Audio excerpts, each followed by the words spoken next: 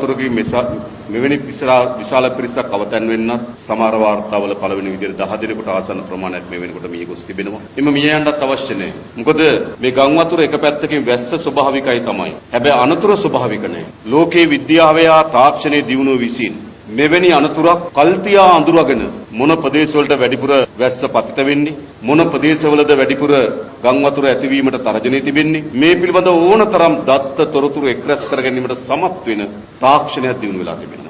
අහස දිහා බලලා වහින්න වගේ කියන එක වැස්සට පස්සේ ගොඩක් වැස්ස වගේ කියන තත්වයකට අපේ රටපත් වී තිබෙනවා. ඒ නිසා මේ ස්වභාවික වැස්සෙන් මේ ඇති වී තිබෙන විපත ඒ ස්වභාවික විපතක් නෙවෙයි. එය අපේ රටේ මෙතෙක්කල් අනුගමනය කළ ප්‍රතිපත්තීන් වල විපතක් හැටියට තමයි මේක තිබෙන්නේ. ඒ නිසා මේනුත් අපිට ඇනලා කියන්නේ අඬ ගහලා කියන්නේ වෙන මොකුත් නෙවෙයි. මේ රට වෙනස් කළ යුතුයි කියන කරුණ තමයි අපිට දිනපතා ඇති වෙන සිදුවීම් වලින් පෙන්වුම් කරමින් තිබෙන්නේ. බදුල්ල දිස්ත්‍රික්කයේ දැනට 16ක්, නුවර දිස්ත්‍රික්කයේ කලින්ම කඩුගන්නාවේ 6ක්, මේ වෙන විට 4 දෙනෙක් ඇතුළු ජනතාව 26 දෙනෙක් මරණයට පත් වී තිබෙනවා. එimhe මිය යන්නත් අවශ්‍ය නැහැ. ඒ වගේම නුවරඑළිය දිස්ත්‍රික්කයේ තව 4 දෙනෙක් අතුරුදහන් වී තිබෙනවා කියලා වාර්තා කරලා තිබෙනවා. මේ ගම් වතුර එක පැත්තකින් වැස්ස ස්වභාවිකයි තමයි. හැබැයි අනතුරු ස්වභාවික නැහැ. මේ වයින් උදේ වෙනකොට වාර්තාවේ තිබුණු ස්ථාන 140න් ස්ථාන 97කම මේ NBR ආයතනය විසින් පරීක්ෂා කරලා තිබෙනවා. මේ ආපදා තත්ත්වය සම්බන්ධව ආණ්ඩුවක් ලෙස අපි උපරිම මැදිහත් වීම පසුගිය මාසයකට කලින් ඉඳන්ම අපි යම් සැලසුම් කරන එක හිටියා. මේ තත්ත්වය දන්නා නිසා දැන් අද ජනාධිපතිතුමාගේ සාකච්ඡාවෙන් පසු අපි බලාපොරොත්තු වෙනවා ඒකෙන් එන ක්‍රියාමාර්ගات සමග